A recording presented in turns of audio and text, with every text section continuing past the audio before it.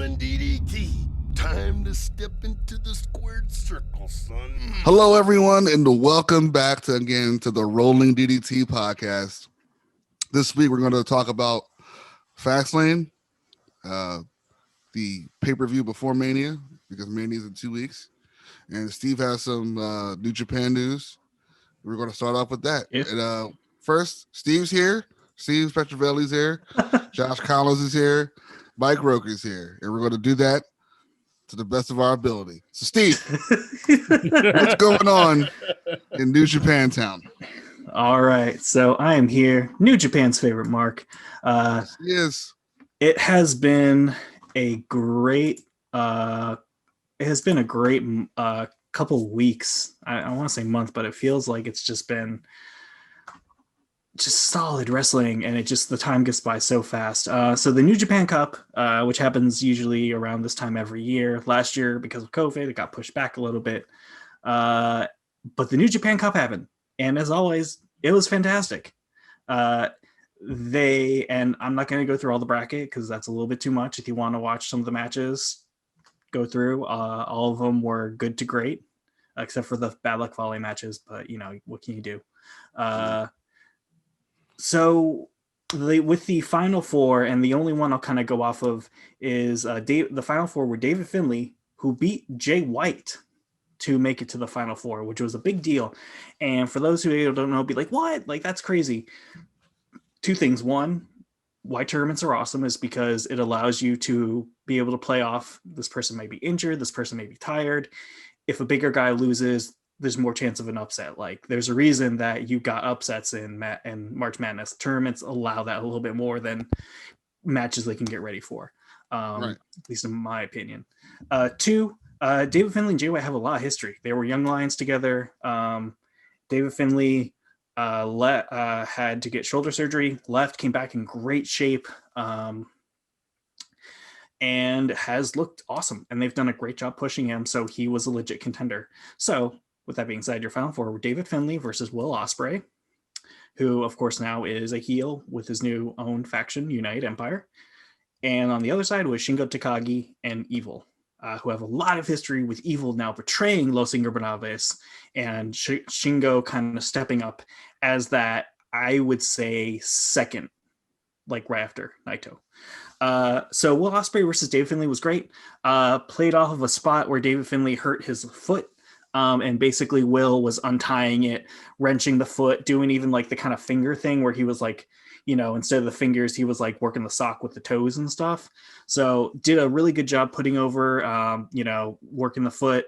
And, David tried to come back the best he could, really showed a lot of fighting spirit, but Will got him in the end and went to the finals. Shingo and Evil, a lot of shenanigans, but Shingo was able to go through that. And what we ended up with was a rematch from the 2019 Best of Super Juniors, which also happened first round last year of G1, the G1 Climax. This to me was one of the best matches I've seen in not just this year, but in the past year. Shingo and Will have something really special, and I can only akin it to this trilogy now. To me, is right up there with Ric Flair, Steamboat, Okada. Wow. Okada versus Omega. These guys have just such incredible chemistry together. And Will has always been a fan of Shingo, and I think him being able to kind of have these incredible matches. Will did something that I'm not sure if I've ever seen before. He took an inside a clothesline inside out bump, but landed on his feet. It was nuts. This reminded me a lot of, I believe, is Dominion Omega Okada, where they didn't have a warm-up period. They just went 100 from the start. And that's what this match reminded me of. And it was incredible. It was such a great match. Had no idea who was winning. Will did end up winning with the Stormbreaker. No interference really by United Empire that I can remember. Will just beat him straight up, which I think is great. Did some dickish things, but what are you gonna do? But Khan and Cobb were there at ringside, but they didn't really do anything. incredible match. Like, highly recommend anyone to go out and watch it. Two of the best wrestlers in the world right now. And the one thing Will becoming a heel has helped with, his style has changed and he's not doing as many crazy moves. He's only busting them out in big matches, which is going to elongate his career. And I just started thinking that when I was kind of watching it, because he's busted some stuff out here they normally hasn't been. So now what this is leading up to is going to be Sakura Genesis. And he's going to face Kota Ibushi for the new IWGP Heavyweight Championship of the world.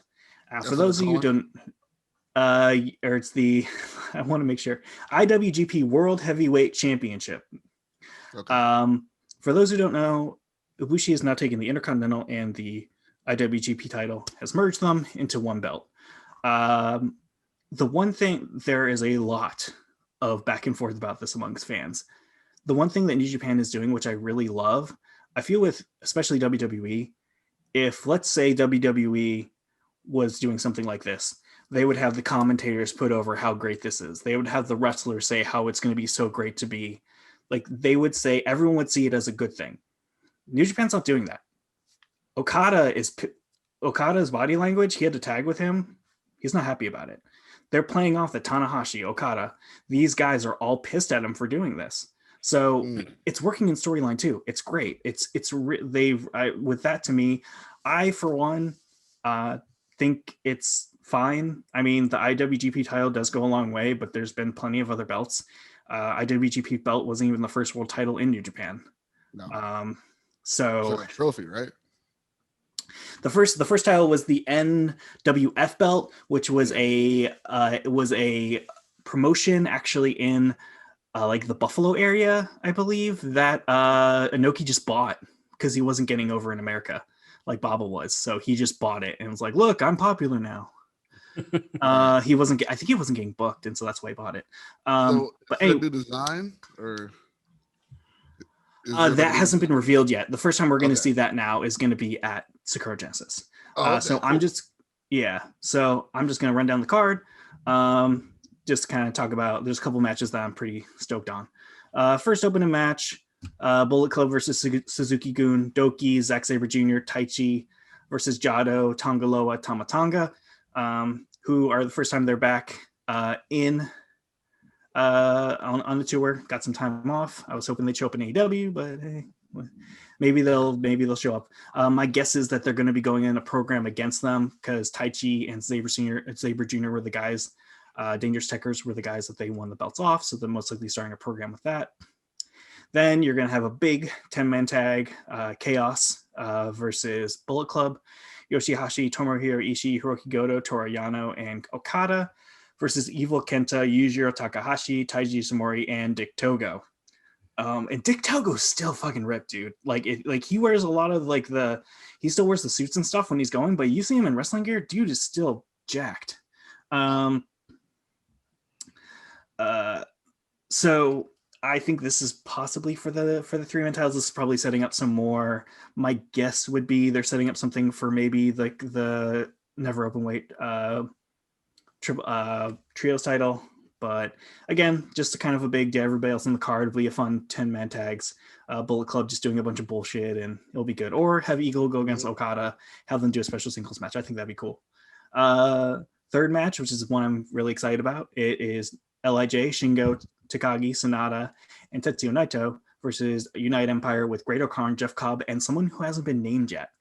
For those who don't know, Bea Priestley has been kicked out. Will did the whole I love the idea of being champion and being the best more than anything and anyone. Hits Brie with a cutter.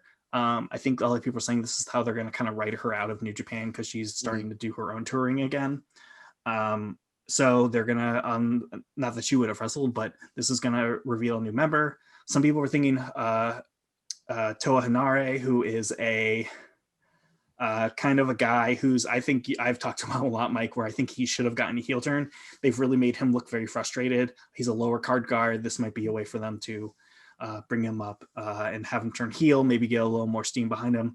Also, Robbie Eagles has been out there because him and Will are so close. I would love that just because I miss Robbie. And I still think even though he's gone from bad guy to good guy with Bullet Club to Chaos, I still think that you can tell that story with Robbie Eels being like, yo, like Chaos hasn't even called me, Will did. So I think that would work, but who knows? Maybe everyone's thinking Tohanare, but maybe they'll pull something out of the hat. Maybe it'll be, I don't know. Maybe it'll be a cheeseburger. Who knows? He has a new gimmick now, apparently. Does he really? I love I cheeseburger. forgot what it's called, but he has a new gimmick going on. Liger Tanahashi Shote. He was his 2 times in the New Japan Rumble was some of my favorite moments. Yeah, fun. Next up is going to be Satoshi Kojima and Hiroshi Tanahashi, 2 of the greatest of all time, versus Bad Luck Fale and Jay White. This is most likely leading to, because right now, Mr. Hiroshi Tanahashi is the never open weight title. Yep. He has that. And he's trying to change up what that title. That's what he's trying to change up what that title means. And on the side, these New Japan figures are great. Don't believe what everyone else is saying. Those people are just being haters and are just pissed because they can't get them now. And those fuckers are already going up in price. But anyway, I think, again, having Jay and Tanahashi going for this belt pushes up a little bit more, which I always like. Never Belt to me is one of my favorite titles. And I'm super excited to see Jay White go after it. Because if Jay's involved with it, it means that it's more important. Next, IWGP Junior Heavyweight Tag Team Championship, Show versus Yo versus Yoshinobu Kanemaru and El Desperado. El Desperado has been killing it. Really one of the guys that really one of the guys who seriously has brought it up during COVID and has become one of those standouts in the junior division. Had an incredible match with Hiromu Takahashi before he got injured. Is the current double champ of the tag titles and the junior title. So he's basically owns the junior division. Yo is now coming back from injury. So Roppongi 3K is taking on those guys. I don't know if they lost the titles because of his injury, but either way, great fast-paced match. There is some rumors that maybe Yo is the one joining United Empire and the card may get flipped around a little bit, but I don't know. So that, and then finally, main event of the night, IWGP World Heavyweight Championship, Kota Ibushi versus Will Ospreay. Again, this is going to be the unveiling of the new title, and I'm excited to see it.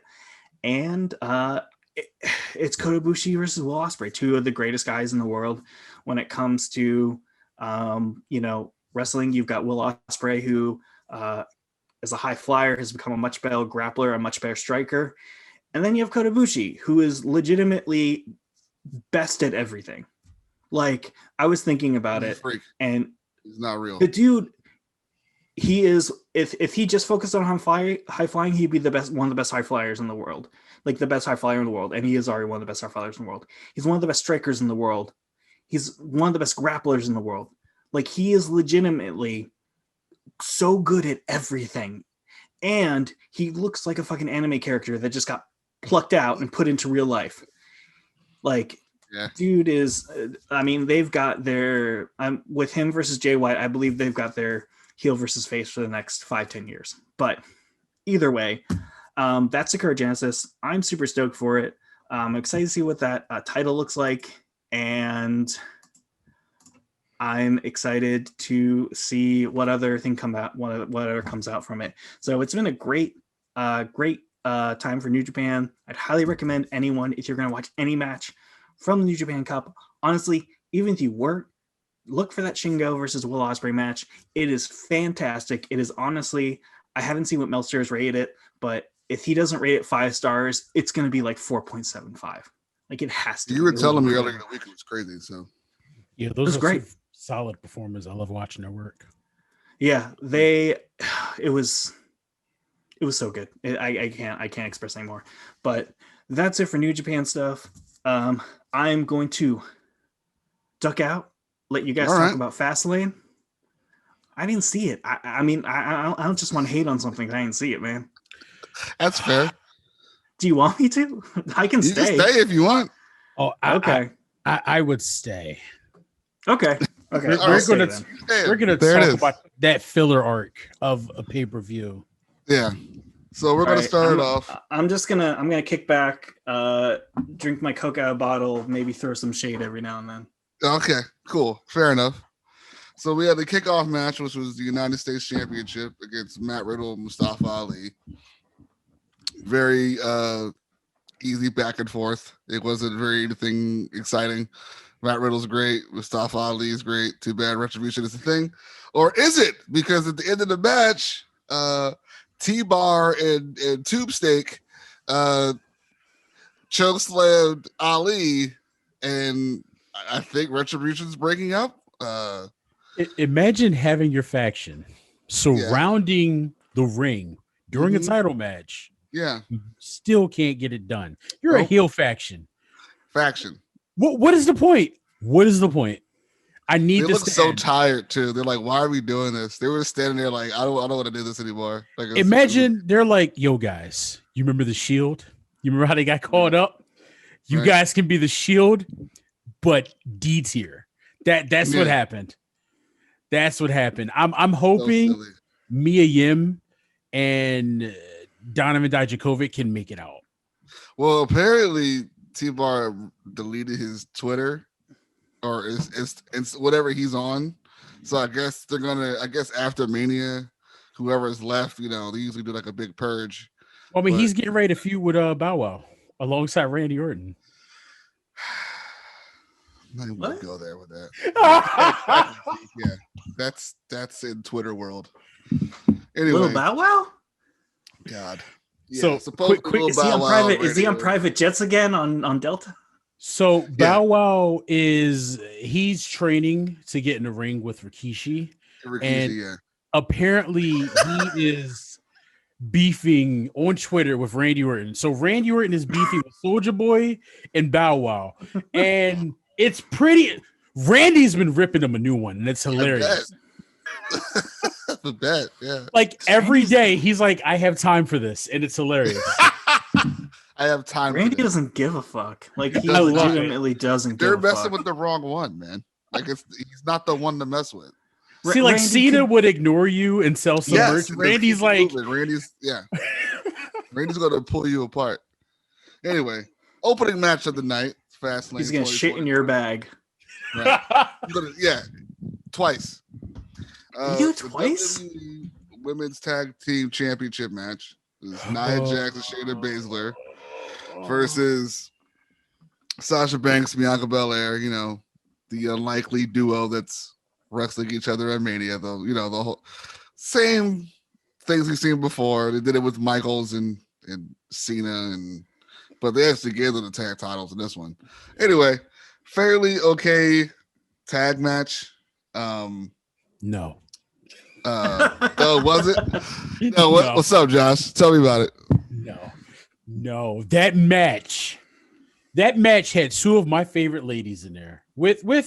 Okay. I'm actually a fan of all four ladies. Now, to varying degrees for varying reasons. Right. You got Nia Jax, who has the presence, who feels like a real threat, right?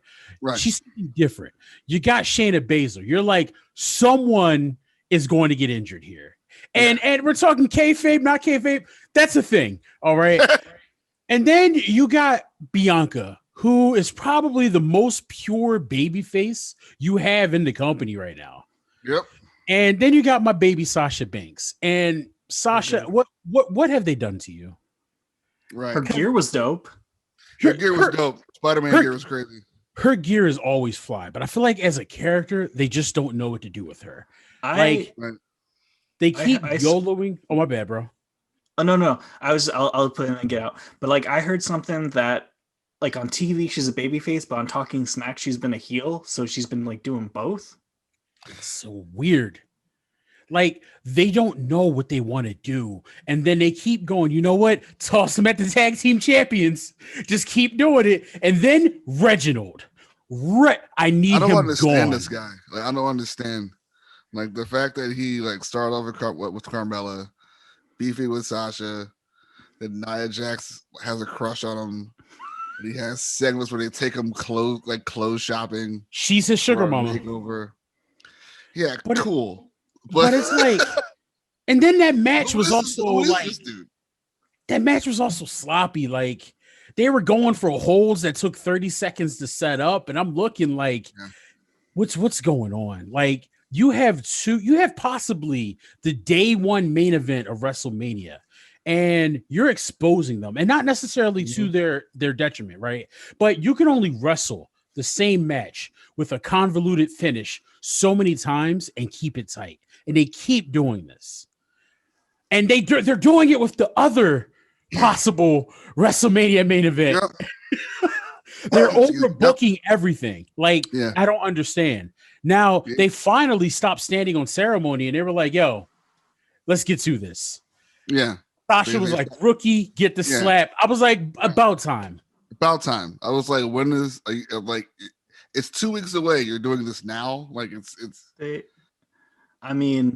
should have had one shot at the tag titles on like a Raw or something. And the one thing that this has taught me is that in kayfabe, Nia Jax likes the little guys.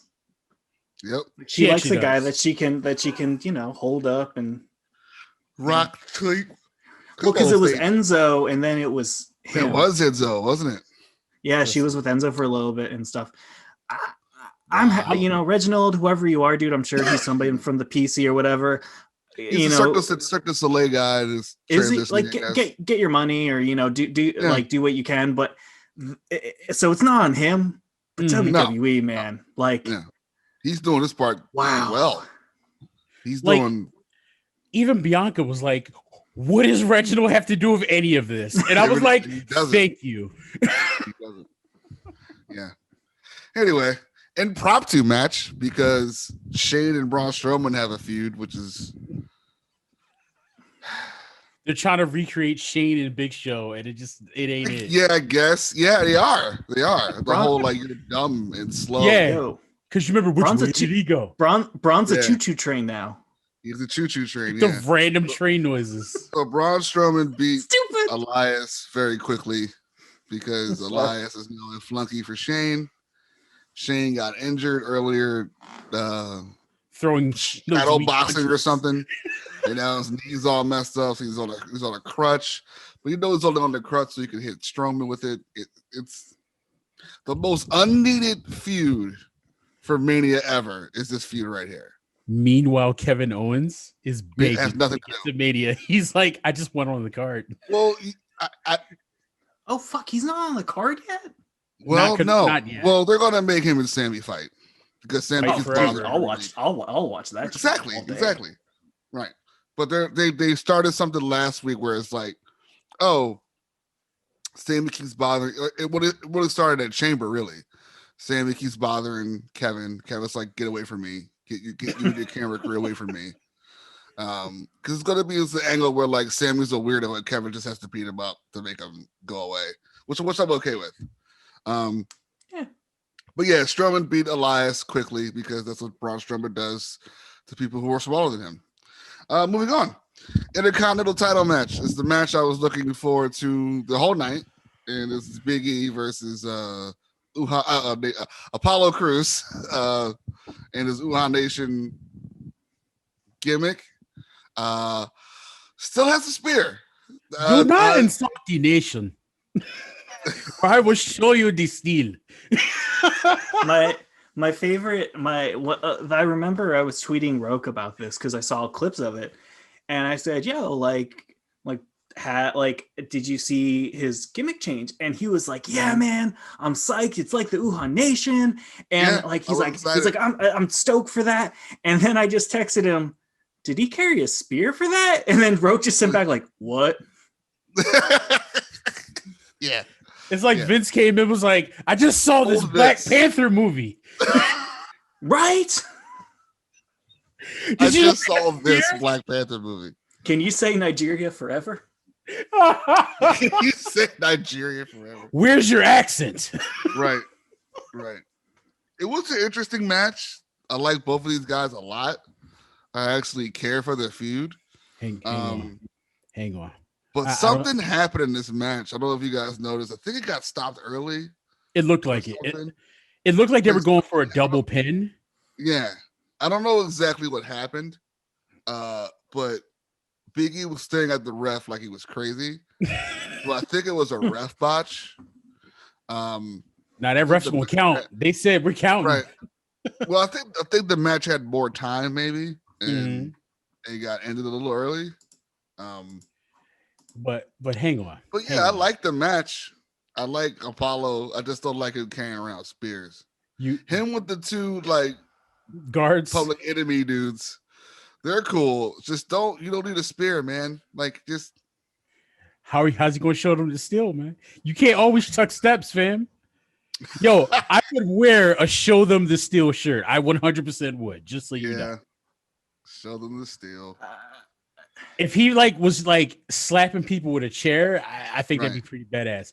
But this match is what I needed. You know, when the 200 to 300-pound men collide, I'm front and center. Yeah. But with Apollo keeps losing. What are we? How do you credibly book it? People up at the end. It's like, I'm the one standing tall, though. And it's like, no, dude, you lost. You got pinned in the match. Like it doesn't matter. And then even Big E was like, bro, you lost. I beat you once. We tried it again. I beat you twice. Go back to catering. And it's like, bro, you lost again. What are we doing? Mm-hmm. If he doesn't win the belt at Mania, I think that'll be a waste of a turn because it's looking promising. Yeah. I just need him to drop that spear, though. Just stop bringing out a spear.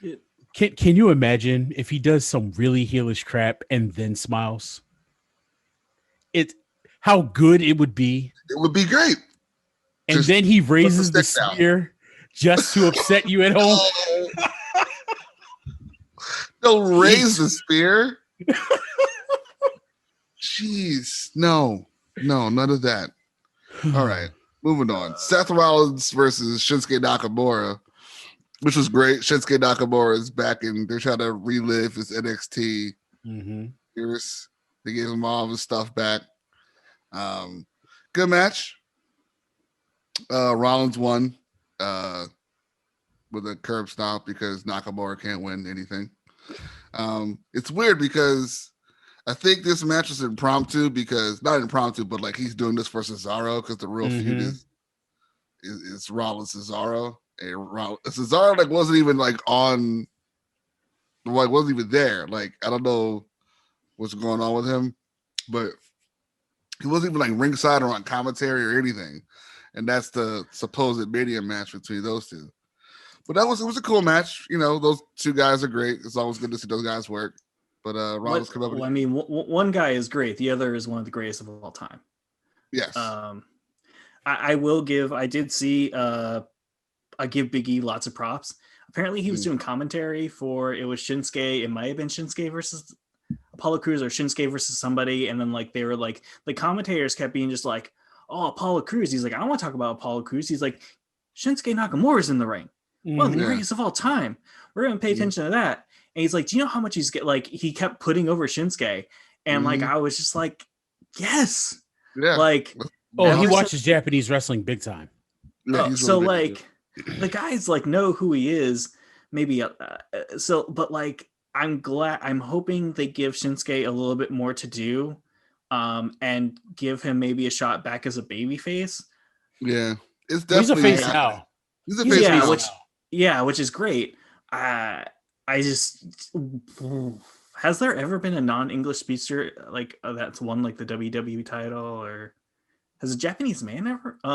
Yokozuna. I don't think so. I mean, but he wasn't. I mean, oh no, my brain. Never mind. My brain went the same way. Right. My brain went the same spot, and I was like, oh, Yoko. I'm like, oh wait, no. Rodney was not from Japan. Right. Yeah. I mean, he weighed as much as a sumo, and then some. Yeah. Oh, you're right. But yeah, so I'll be interested to see if it keeps going. Again, anything that I love Shinsuke, anything that makes him look good is good, but we'll see what WWE does. Shinsuke needs fans to get over, because while we appreciate Shinsuke, he needs that overwhelming crowd reaction for them to hear it in the back. Otherwise, they're just gonna say, "Oh, he's a great worker or a great hand." The crowd needs to be there for him. I already should be okay if he got he's known for the entrances and all that. So he's known for the entrances and all the spectacle. So he definitely needs people to feed off of. So, Yow, yow, baby. But moving on, my favorite match of the night outside the Intercontinental title match, Drew McIntyre and Sheamus beat the crap out of each other. Because that's what you do when you're really close friends and you wrestle each other. You beat the crap out of each other. We just talked about it with David Finlay and Jay White. And here we are with Drew and Sheamus. These guys always put on a good show. It was, I think it was no host bar match. Start on the out. They like to lose this little area now, which is like in between the ring and like where the screens are. Mm-hmm. So like the people who are watching or were part of the screen are like really up and close, and like it's kind of cool. They were there for a lot of the first half of the match, and then White Noise through a couple of things and Claymores, and Drew had like Scottish battle paint on from like it was badass. Braveheart. It was badass. It was awesome. It was awesome. I was like, question. This is cool, but like, why are you doing this now, not at Mania? Maybe he'll do. Maybe he will also do that at Mania, and he's just debuting it now. But yeah, it was a good match. I mean, I just love Drew McIntyre, man. Like, I just like it's, yeah. And what we know on Monday, they're trying to Sheamus is trying to get his friend back now. Mm-hmm. So like they're making a thing where like Sheamus is probably going to turn back face and be in Drew's side and Mania. We don't know. It's that's what it's looking like, but like yeah. So that was a good one. I liked it a lot. What'd you think of the match, Josh? I think it was a fantastic match, but they did it before when it should have been done on pay-per-view. Yeah. You know what I mean? There was so much, right? There was so much build. There was so much story going into it. I felt like they sat on it too long, and just to give it away on a throwaway pay-per-view, just as a filler, just so they can make sure everything works for Peacock. Right. I wouldn't mind seeing that feud again later on down the road, but we'll see. We'll see. Right. Because those guys, they're just like, listen, I'm going to hit you and you're going to hit me. We're going really hard. Yeah. Right. It's going to be great. I love it. And Sheamus has always been that type of worker. Like when Sheamus and Cesaro were going at it, when Foley had them doing, what's that best of 7? Yeah. Oh, I loved it. I loved it. Yeah, it was awesome. Those are his matches. Yes. Yes. And now for the dumbest match of the night. This feud I have never cared less for. And it's Alexa Bliss versus Randy Orton in a match, I guess. And it was all CGI. It was just shenanigans. The match was shenanigans. She has a ear mic on, like she's doing a concert. And come on, Randy. Yeah, she's dropping things from the sky and making Randy throw up. And this Thunderdome stuff is letting these guys get away with so much hoke. It's so hokey and bad. Because they can control. Yeah, they can control it. Do. Yeah, and you're just like, oh. It's not even that. It's like, you've done this crap and this feud for so long. Like, if you lived in a haunted house, right, and the same ghost pulled up on you every day, by day 5, you're like, bro, do it or go home. Mm-hmm. Like the Alexa Bliss creepy thing, it's only going to go but so far. Like, we're done here. They addressed it in the Rumble. Right. No. You know who you should be afraid of? Kim Orton. That woman is not to be messed with. Yeah, Randy's wife will stretch you. But the only cool part about it was the feed's back and he's burnt. Burnt Santa Claus like feed. Did they put like did they project like maggots and worms on the ring? Did that scare them again? No, not that stuff. No. Holy shit, that was Bray. What's with Randy and Bray like always fighting with spooky? Like I don't know. They just keep going back to it. Holy shit! And it's not like scary. It's literally the word is spooky. Like that's so this is all part of Bray's redemption or revenge tour, and Randy was the one who got away. So he's closing that up. My issue with Bray, I feel like Bray always has good things going for him, and then they just book him into this place of I don't care anymore. And I hate that because I see the talent. I'm like, damn, when the Fiend first came out and absolutely destroyed our boy the Prince, I was like, yo, I'm on board. Don't expose, have this guy come out every pay-per-view, drop the Funhouse. You can get rid of that. Just have the Fiend come in and wreck people, and I'm on board. He could have been like the new type of Kane type deal. And but it's just too much. It's too much.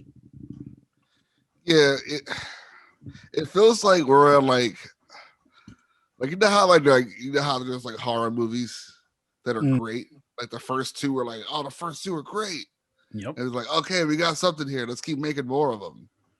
I think we're at like part 6 of The Fiend or something like that. Are we on Jason X or or like it's like the Maniac cop movies. Like what's happening? H2O?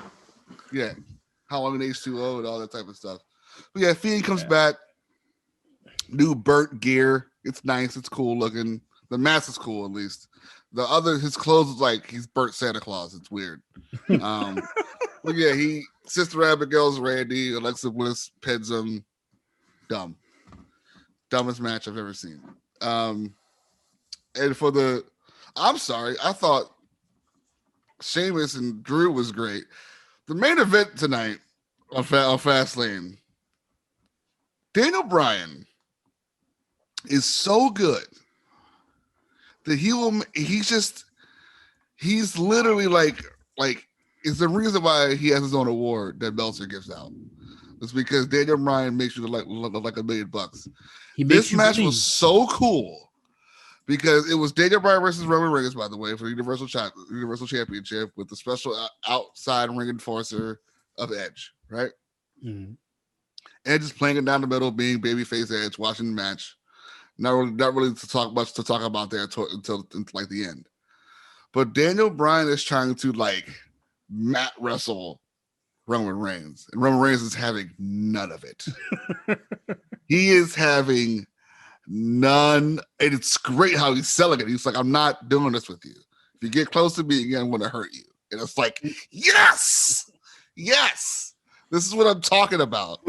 Daniel Bryan told a story because the whole thing is Roman's like, chance word, you can't wrestle. And here's Daniel Bryan trying to wrestle this man. And he's like, no, punch, kick, spear, no time for you.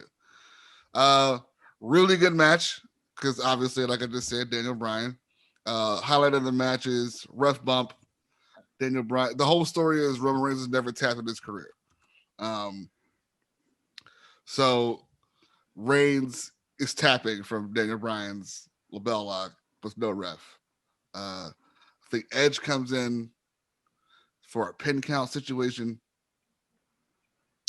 and that gets broken up or something like that. It's blurry, but all I remember is like Daniel Bryan made Roman Reigns tap out, and I think now we're gonna relive WrestleMania 30 again. Because I think a lot of the fans, I think they're afraid people are going to turn off Mania when Reigns and Edge happen, because no disrespect to Reigns, it's just like Edge has an amazing story, cool, but what Edge is going through to me isn't a SummerSlam ordeal. It's like isn't a WrestleMania ordeal. It's more like a SummerSlam ordeal, where it's like you could main event a SummerSlam, something like that. Like I know you won the Rumble, and you have the red main event Mania, and that's like the whole shtick. But I don't know. And like I think they knew that if Edge wasn't going to come back, it was going to be Daniel Bryan winning that Rumble. And then because the hard rumor is Daniel Bryan is going into the Hall of Fame as the last entrant this year of this year. Like he's like going to have his Mania match and then retire, because there's 2 classes this year. It's the original class that didn't happen. And now they're doing the new one with Molly Holly and Bischoff so far. Okay, I was wondering how they were going to do that. Did Batista get dropped from last year's class? Who? No, the last year's class is still happening. They're just doing, because Peacock premieres, the Peacock premiere is the day after Mania, or like the Mania weekend. So they're going to have something big for that. So they're going to have a big Hall of Fame thing. The issue that I have with the Hall of Fame of last year, though, is you've got a legend in there, like a legitimate legend. Yeah. Legends. Yeah. Oh no, I meant the Bella Twins. Jushin Thunder Liger. Fuck this guy. He's a fucking jobber. No, man. This guy doesn't mean shit compared to the Bella Twins. Oh, I was one of the greatest high flyers of all time and innovated the shooting star press. Did you have your own TV show where they made a bunch of bullshit drama? No. So hang on. I get where you're coming from, and you're not wrong, but the Bellas have appealed to little girls. I know. Yeah, you gotta give them their due. No, and I honestly do, and I think that as for where they started to where they were, I will give them credit when they've gotten better at somewhat when it comes to working. But hold on, I don't know. To me, Bree can get out of here. Bree can't work. Nikki actually can wrestle. She actually put in the time. She was getting there, yeah. She hit the gym. They asked for Brian's help, all that stuff. Yeah. Oh, she had a little bit of psychology going. She was wrestling as a powerhouse. Props to her. She actually was like, damn, if I'm in the ring, let me try. Bree was like, you know what? No.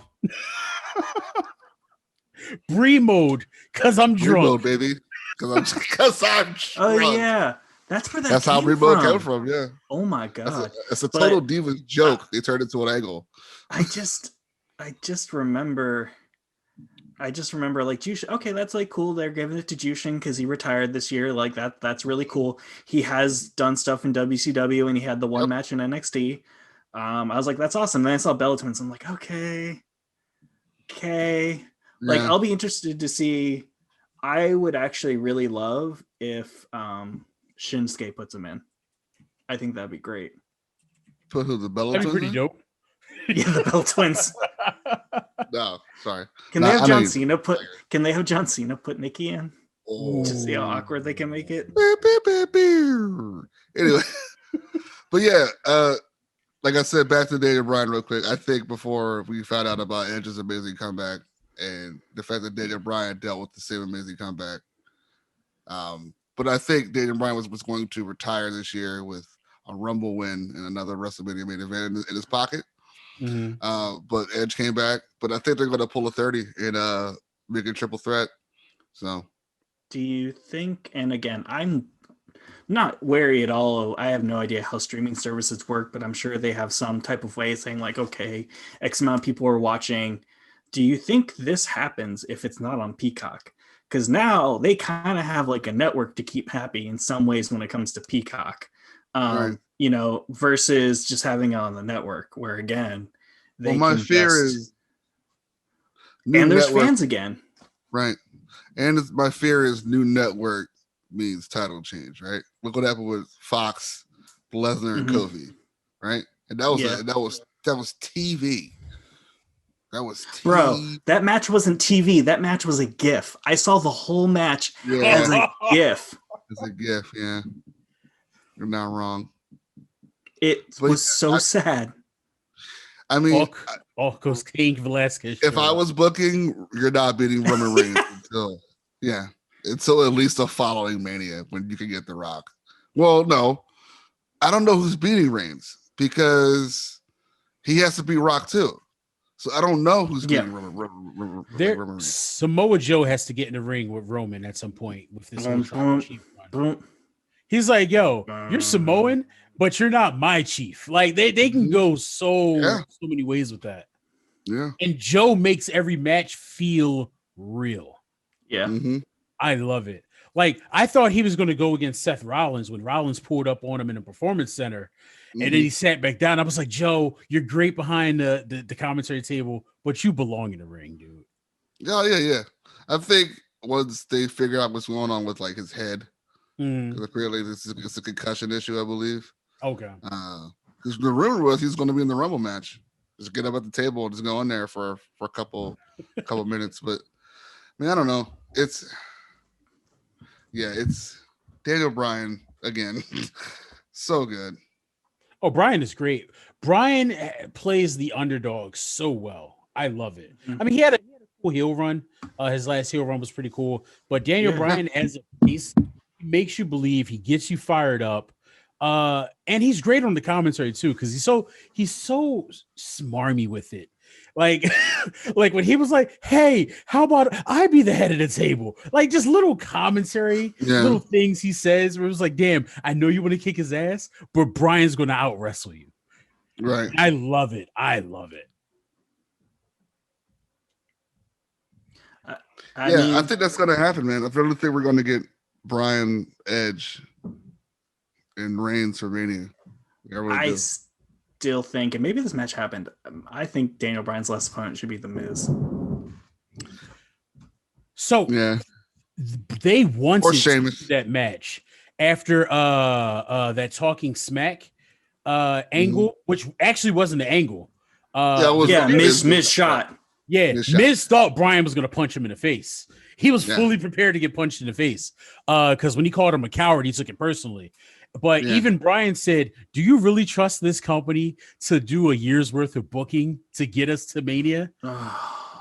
That should be his last match. You're absolutely right, but I just don't think they would book it well. No. Not that's the thing that sucks. His first year of being booked was That's the thing that kind of sucks about it, and not to like go on this, and I guess you could like throw AEW and some of the other promotions in there. American fans have been beaten down by WWE to the point where anything they become very cynical and very worried. That's why when people start watching Japanese wrestling, or you find someone who's been following New Japan for a long time versus someone who's jumping in it. I'm someone, when certain things happen, when things go on, when they're doing this style thing, I trust Gato because he's a great booker versus how things have been done in WWE. When fans are, I was listening to the, I think it was the Major Wrestling. It was like a special episode on the Major Wrestling Figure podcast. So it's Matt Cardona, Brian Myers. And they said, and this wasn't like a one-time thing. Like they both said, this is a common thing that apparently they will tell the talent if they try to book an angle that it makes too much sense. So, because I guess they want everything to be a swerve, but like that's the shit that you're dealing with. And like when you say that, it does make me sad because there are incredible workers there, but like WrestleMania to me is I'll watch some of the matches, but like if they heard it, like, that's the thing that kind of sucks about it overall. Here's the thing: the card was shaping up to be great, and it still is. But they've done so many weird, drawn out things for booking. Kind of you tune out. You tune out. Yeah. So the following Monday happened, and the only really noticeable news is that they said on the pay-per-view that Rhea Ripley debuts tomorrow. Monday happens. Asuka and Peyton Royce have a match. Best Peyton Royce match you'll ever see. Yep. She's really, really trying, and she's gonna be really, really good one day, I believe. I will once again remind everybody that if there might the misconception, Billie Kay and Peyton Royce aren't models that they hired and taught them to wrestle. They've been wrestling for like 10 plus years. They've worked. They were huge in the Australian wrestling scene, so they can work. WWE just doesn't give them anything. Right. And then Rhea Ripley comes out, and like this is the second time they said COVID on TV because Drew said he had it, and Rhea goes, "Charlotte has COVID," and I was like, "Whoa, didn't know that." And whoa, that's because Charlotte said it. Right. That's because Charlotte said it. Right. Yeah. And she goes, "So, Asuka, how about me and you in Mania?" And now I'm okay with this. I think this match could be amazing. Yeah. And it really is. And I think they knew they messed up last year with having Charlotte go over on Rhea. Like they knew. And I think Rhea's going to probably beat Asuka. I mean, it's very clear here that it's happening, that like her second WrestleMania match is for the Raw Women's Championship. Like it's huge. But I just wish there was some build-up. Like I wish we could have had Rhea like squash someone, then say it, not just show up after that and be like point to the sign and go, "Well, we got 2-3 weeks left. Me and you, So that's the thing.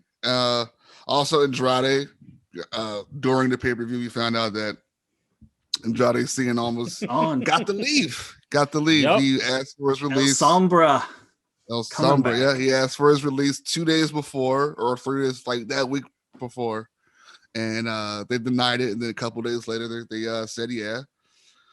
Other rumor is no 90-day compete clause. So don't forget that's the rumor. Zelina. Other people were saying that he does have it. Yeah, Zelina. Well, she's available. And like you're saying, if Andrade and Thea Trinidad show up, if El Sombra and Thea Trinidad show up at Double or Nothing, or you know what I'm saying, like, because if you were to have a big debut at your top pay-per-view, I would have those two. I mean, Tony said he wanted to talk to Thea for a while. Like people literally keep asking him about her, you know. But you know, again, me and Steven said earlier, Thea has her Twitch thing. She has her OnlyFans cosplay thing. She's making money. She's making money, not having to take bumps. But though in NXT she really didn't. Like NXT, she was a straight up manager. It wasn't until she got to the main roster they kept putting her in the ring.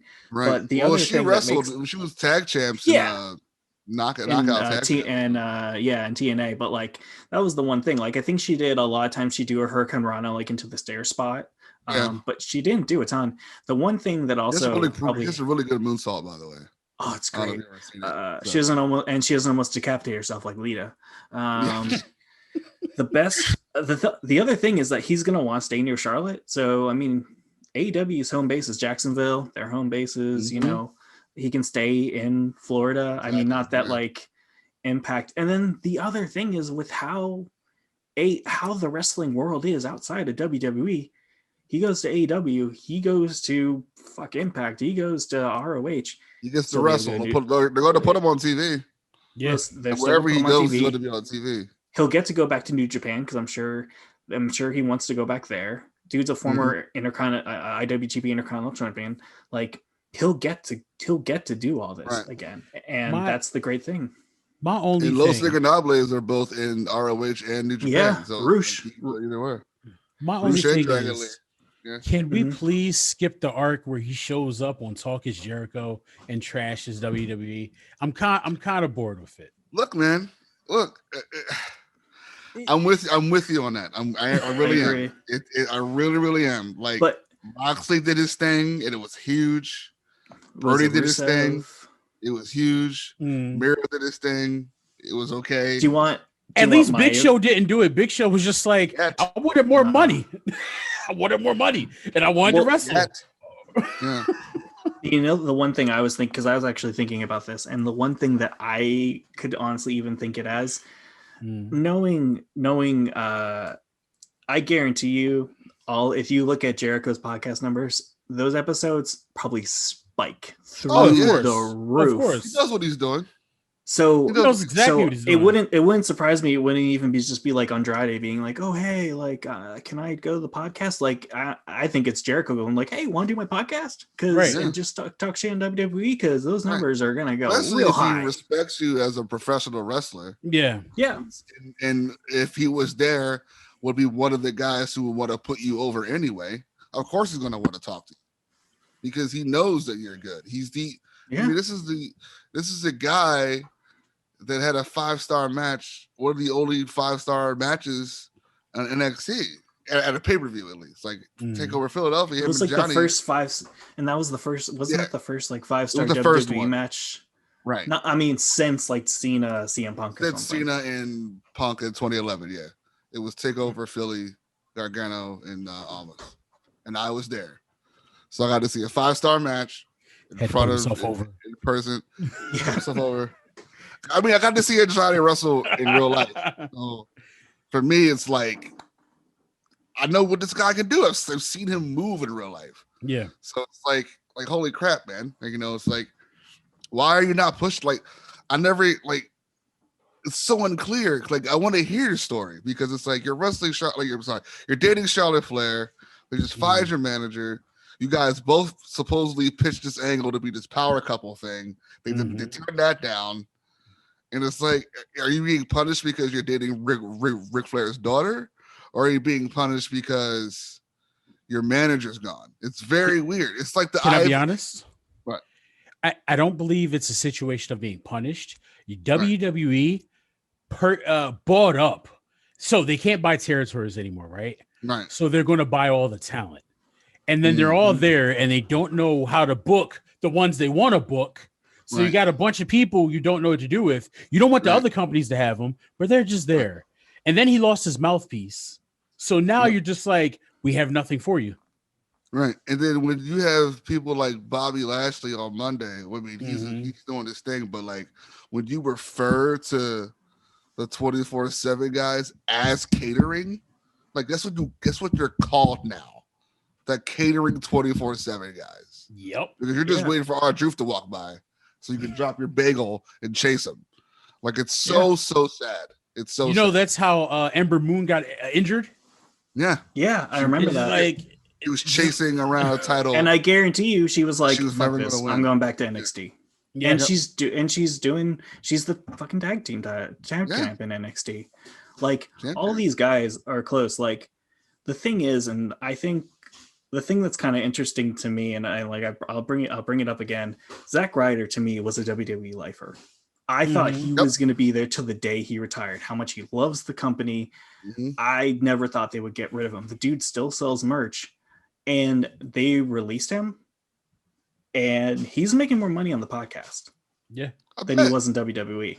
Dude, when the network like first started or whatever, they were like doing those 24s. They're like the first big 24 they did for it was 30 because Ryder won the ladder match at 30, right? Yeah. Yeah, so they did it for 30 because it was like 30th anniversary. Did the whole Daniel Bryan thing, and then like you see Zack Ryder climb the ladder and finally have a WrestleMania moment. You're like, yeah, Zack Ryder's in the hugs his dad, awesome. And they go, he hugs his dad. He goes backstage. Austin gives him daps. Razor Ramon's like, good job. Like that's like his hero, dude. Like he takes Razor a picture with him. Yeah, like Razor Ramon is like. To him, it's like his favorite IC champion ever. I'm like, man, they're really gonna give Zack Ryder the ball here, man. This is awesome. And then he had the worst IC title feud I've ever seen. He lost it like the next day, right? Yeah, he lost it to Miz the next day. Yeah. Lost it to Miz the next night. Yeah. But like, it wasn't even a run. It was like, oh, here's your moment. It doesn't matter. We have it. We needed another feel good moment to tack onto this documentary. So we're gonna have you go over on this ladder match. And have a bunch of legends walk up to you and give you dap and respect you.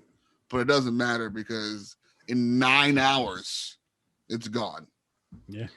He should have left then. I mean, he always seemed, he was always seemed like a guy who was pretty, I'm just going to do what I'm told. He never, he got screwed over more than probably most anybody on the roster. And he kept trying to, do the best he could. And I have a lot of respect for him for that.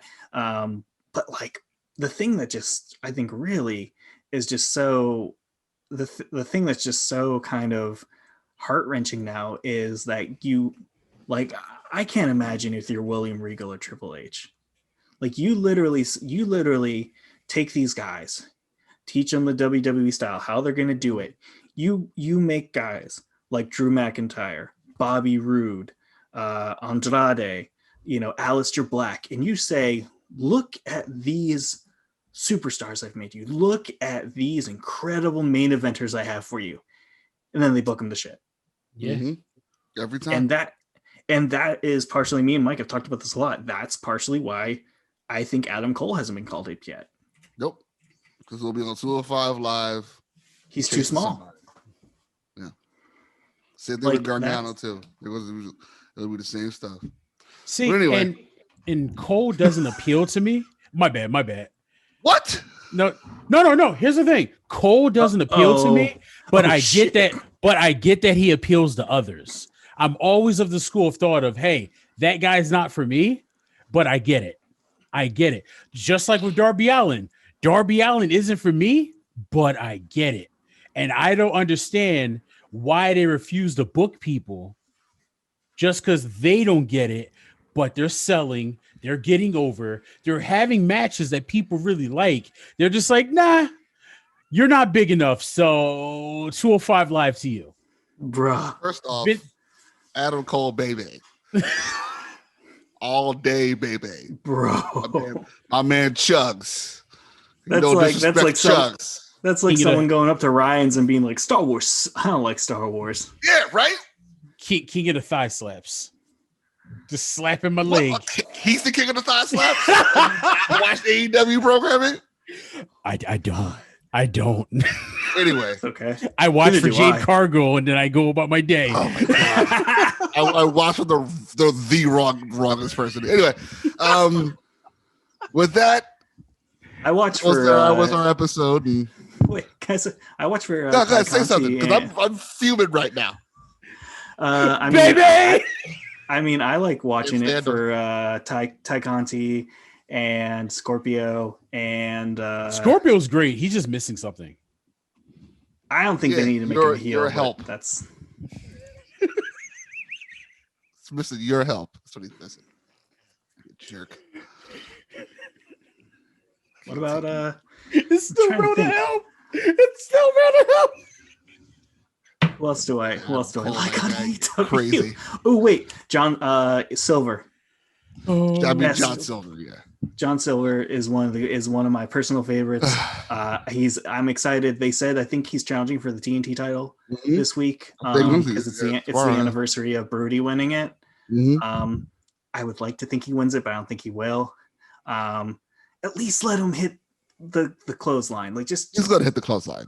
He's gonna wear the gear too. So I need more Pac from AEW. You give me more Pac, it's I happening. will watch. They're number one contenders right now. So Death Triangle all day. Just give me 2 hours of Pac and I'm good. For all of us here, Rolling DDT, don't be like Josh here and work yourself into a shoot, brother. Jeez Louise.